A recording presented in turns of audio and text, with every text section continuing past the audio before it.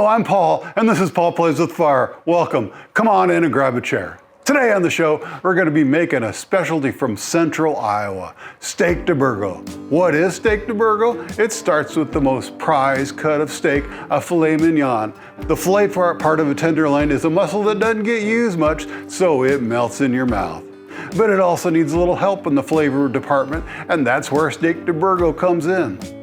So first, we'll take our fillets, sprinkle them with some salt and pepper, and let them sit for an hour or so at room temperature. Let them come up to temperature. Meanwhile, we're gonna make a sauce with some butter, basil, thyme, oregano, garlic, and garlic scapes. And we're also gonna saute some sliced portabella mushrooms for a garnish and toast some buttered Italian bread. Then we're gonna put our fillets down on our ripping hot Blackstone griddle, and we're gonna sear for a few minutes on each side. After that, we'll place our fillets in a pan with our Italian herb butter sauce and baste the fillets until they reach a rare 120 degrees internal temperature. And the second one will cook to a medium rare 130 degrees internal temperature. Finally, we're gonna place our fillets on top of a piece of toasted Italian bread and finish it with our butter sauce all over the top, and then the mushrooms on top of that. This is gonna be great. I hope you're hungry for some steak. I know I am. First, let's talk through our ingredients. First off, we've got our filet. These are beautiful looking filet mignons. They were about 8 ounces a piece, but it's so tender, it's falling apart before it even hits the pan. I probably could tie it up, but it'll just be cooking in smaller pieces. It'll still taste really good. The second ingredient up is butter, because Steak de Burgo uses a lot of butter. Or traditionally it was olive oil, and then later on, Iowans like butter. Let's just face it, Iowans like the taste of butter on a steak. And so that was kind of a preference thing, and so it migrated away from olive oil and towards butter. And frankly, butter in Iowa was pretty cheap back in the day, so it was probably cheaper than olive oil, because olive oil was kind of hard to come by. And the next we have, I mentioned, sauteed mushrooms. We're gonna slice these up and put them on top. Slice them up, saute them, and put them on top. And then we've got our ingredients for our butter sauce. We already talked about the butter. We've got ingredients for our butter sauce, which is, we have about 4 heads of garlic, a handful if you will. That's one of the recipes I said use starts with a handful of garlic. And then we have some fresh basil leaves. Fresh basil leaves, and we're gonna cut that into a chiffonade, and then we'll include that in the butter sauce. And we have some sprigs of thyme. We'll also include the leaves from the sprigs. And finally, we have our garlic scapes, which are garlic tops. I'm not sure, I don't know exactly the difference between green garlic and garlic scapes, but these were listed as scapes, so we're gonna include them at the very end. We'll add it to the butter sauce right before we finish our Steak de Burgo with the butter sauce and plate it. And let's see, it's a pretty simple dish. There's really not a lot to it. Well, first we have to cut a few things up. We have to do a little knife work before we get started, but let's go ahead and get that done. We'll start with our mushrooms. We're just gonna do a simple sliced mushroom. So we'll just chop the ends off.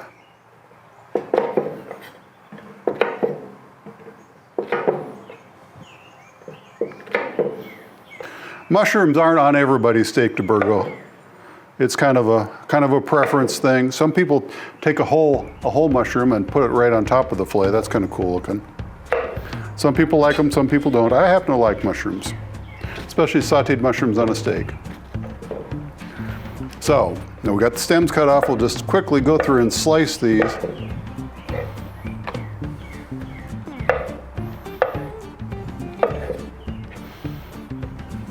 Giving us that perfect mushroom shape.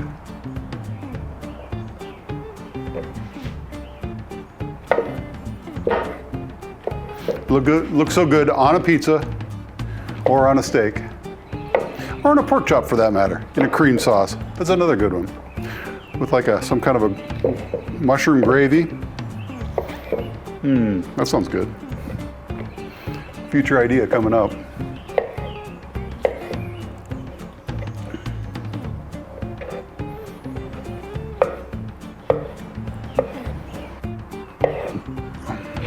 Well, we made quick work of that. Now we'll move on to our butter sauce ingredients. Let's do our garlic first. That seems to be the messiest. We'll set these off to the side. Grab a knife. And these are whole cloves right now. And by crushing them, the skins come right off. And garlic is one of the signature flavors in a steak de Burgo. So don't skimp on the garlic. So we'll just give it a real chop.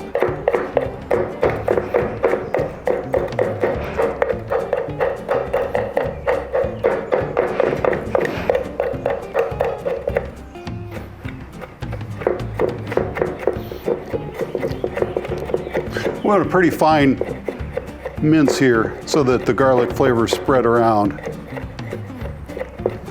Okay, we'll add that back to our plate. And we will try to keep the stuff a little bit separate on the plate because we'll be adding it at different times.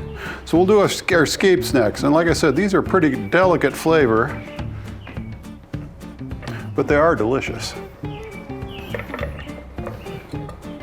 Somebody knows the difference between a garlic scape and green garlic. You let me know down in the comments, okay? Cut the ends off. I think these were we got these from we belong to a CSA, community supported agriculture. It's just like a local farm co-op, and we get a package of stuff every week, and it's really cool. You get to try some new things. This time of year you get a lot of greens, and that's fine. Greens are good for you.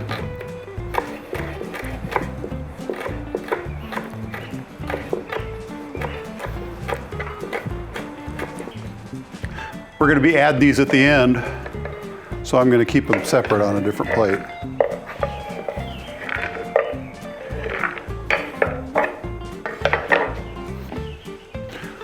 And our basil, we're going to chiffonade, which really just means, well, we're going to take out those big stems first.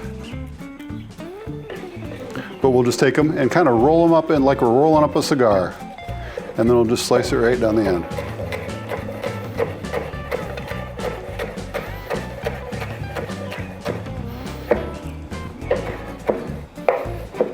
There, very quick, very easy. Look at that.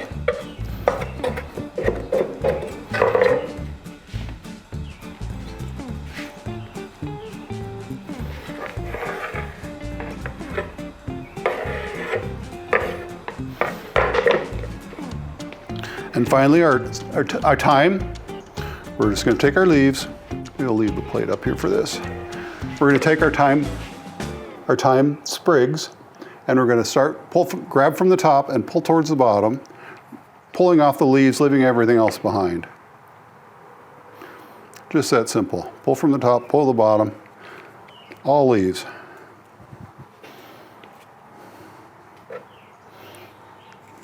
We don't need too much thyme though. A little bit goes a long way. We're going to have some for garnish at the end because it's pretty on the plate.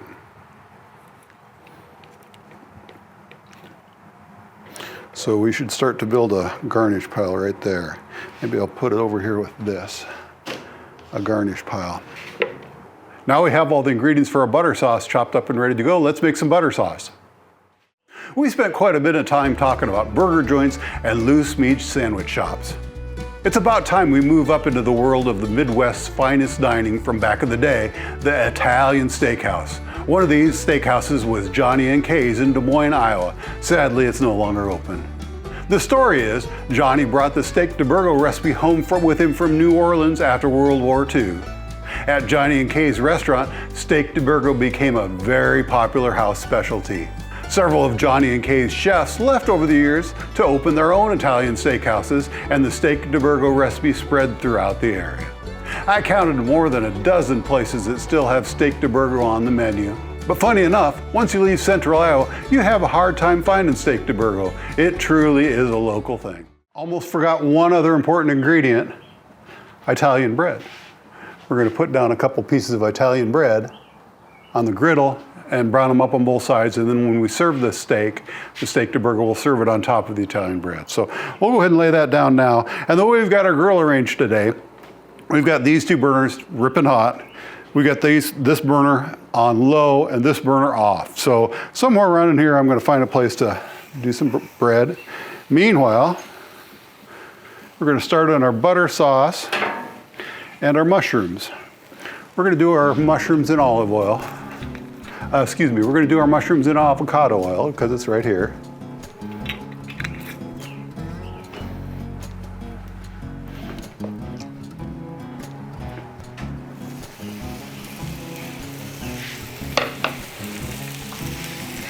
We'll just splash those around a little bit to coat them. And by having hot burners over here and not so hot over here, we can kind of control the temperature a little bit and move stuff around when we need heat.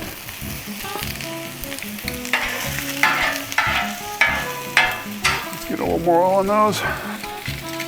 I switched my station around so the food's on the left and everything. It's going to take some getting used to, but I'll get there. Trying to get mise en place here, trying to get everything where it needs to be, everything where I can get to it, plus I got a new table.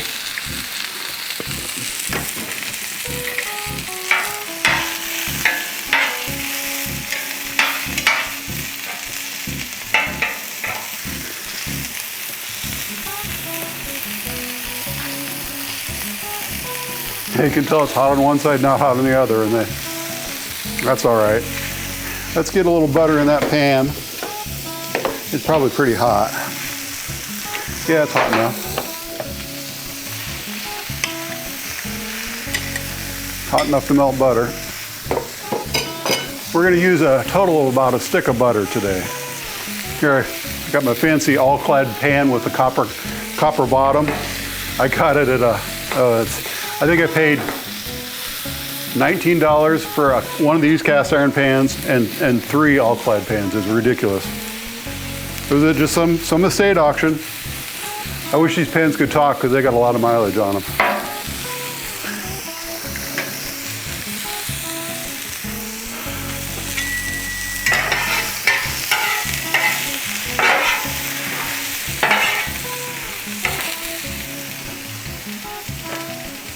That's getting pretty close. And this goes together really, really fast. Make sure you got all your ducks in a row before you start putting the steaks on. That's exactly what we're doing. Get a little more of that butter in there.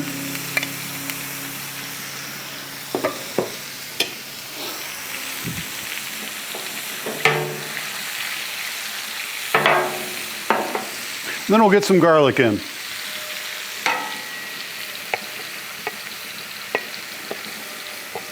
Because we want it to have a chance to brown a little bit.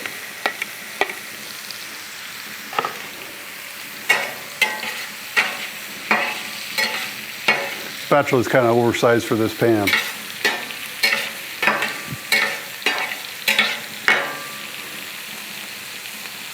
There we go. That's looking pretty good. That's looking pretty good.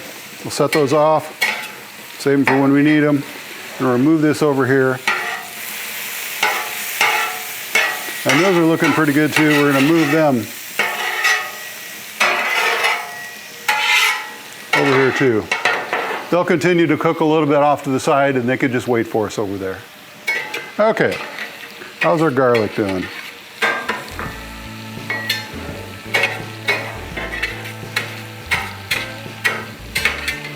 Not browning yet, but it's getting there. And like I said earlier, we're going to be cooking the steaks here about 3 minutes aside, and it's 550, 570, it's ripping hot. So we're going to sear them 3 minutes on each side, and then we're going to add them to the pan with all the herbs when we get the herbs in here, and baste them over some heat, enough to finish them cooking for another 4 or 5 minutes with a thermometer in them so that we can stop at 120 degrees, which will be a perfect rare by the time it rises another 5 degrees after we take it off the heat. And then the second one, we'll do it to 120 degrees, 130 degrees, which is a perfect medium rare.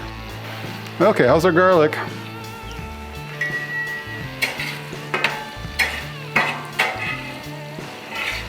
See, I can just move from side to side and get just as much heat as I want. We'll go ahead and add our other herbs. We're gonna add our thyme leaves and our chiffonade basil.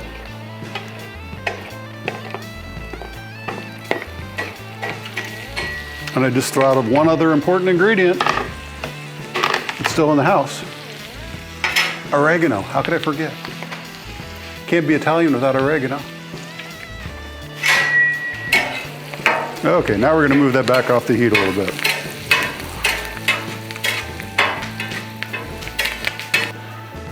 And here we have oregano. And this is one of those things where I think oregano is better dried than it is fresh. I have oregano growing out on the hillside from when I had a garden back in the day, a little herb garden. And it's not as good as what I get in here. So we're gonna add a little bit of oregano to our butter sauce. That's probably about a teaspoon, give or take. Okay, now I think our butter sauce is pretty done. We're just gonna let it sit there. Meanwhile, I think it's time to put our steak on. So we're gonna start a timer on this because timing is important. Wish me luck.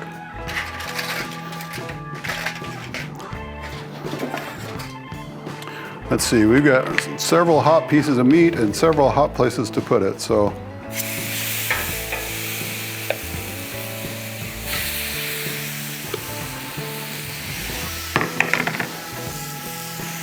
And we're gonna put a little olive oil down because if it's too hot for butter right here. There we go, that'll get a nice sizzle. And we'll do that for 3 minutes.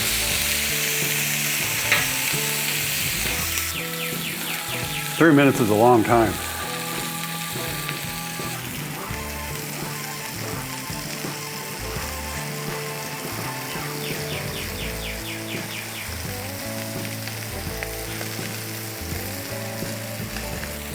Three minutes, we're gonna turn those over.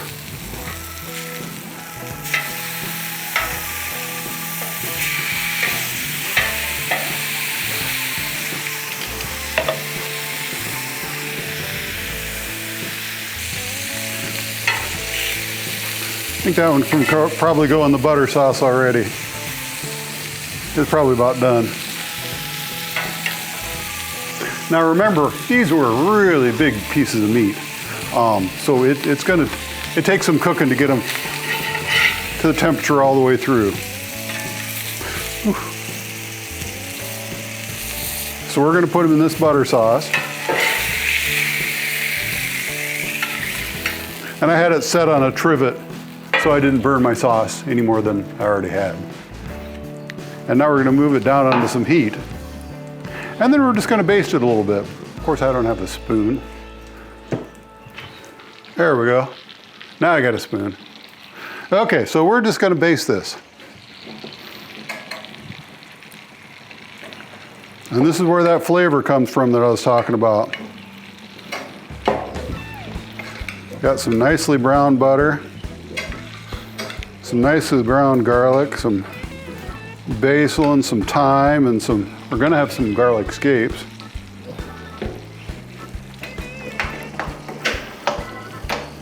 I think those burners have done their job. I can move them out of the way.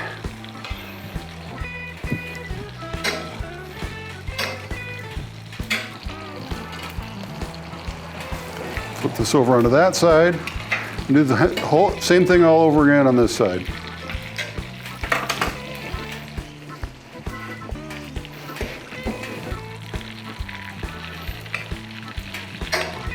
We'll let them sit for a little bit. We're coming along. I'm curious.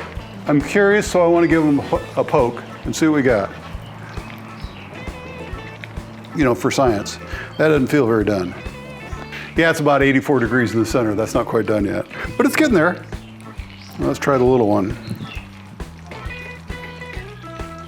Well, that's 100 degrees in the center. That's a little closer. 117, so and I'll bet this one is done already. Oh yeah, we should pull that off. You know, just for taste and for science. We'll just rub it around a little bit. And all that deliciousness. And we'll set it back out of the way because I'm sure it's boiling lava hot right now. Phew. Yeah, that'll do. That'll do.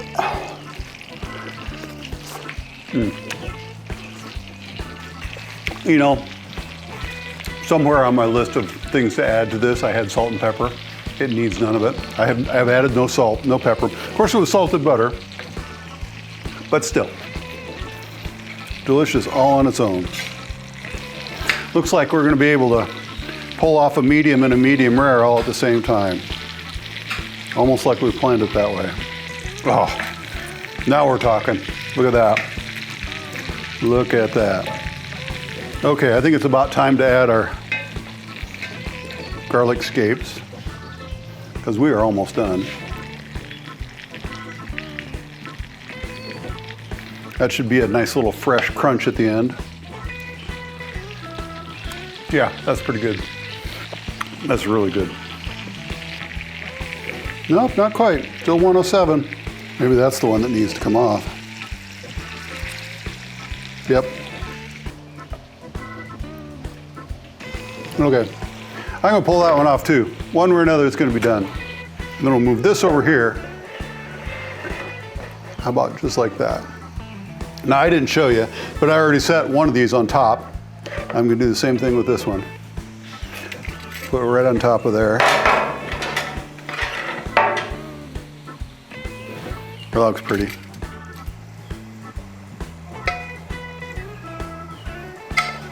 Now I already doused the first one in butter sauce, but I'll do it a little bit more now. We'll set this back out of the way. Mushrooms on there.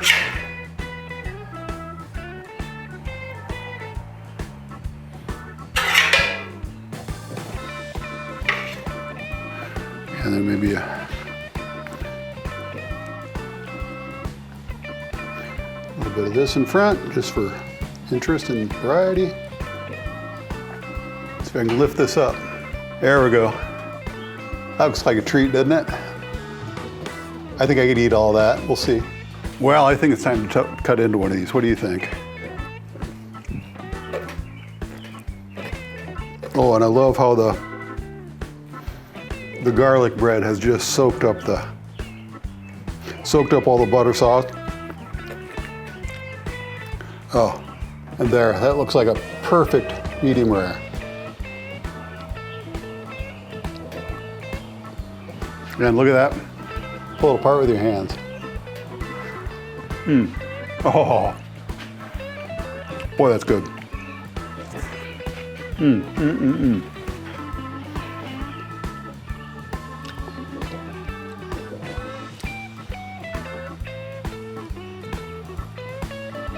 I suppose we ought to cut the second open one open too, just to be sure. I think it's probably going to be a little towards medium. Oh no, that's really good. Look at that. That's still a little more towards medium, but I bet that's very tasty. Yep, I'd eat that. Like a walk down memory lane. I haven't had Steak de Burgo for quite some time, and this is good as any I remember. Maybe I got a little fancy with the garnish and whatnot. That's okay. It's still Italian.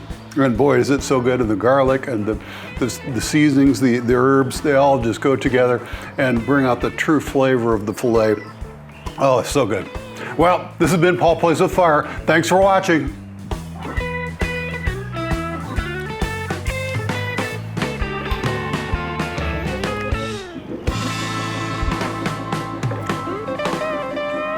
One bite.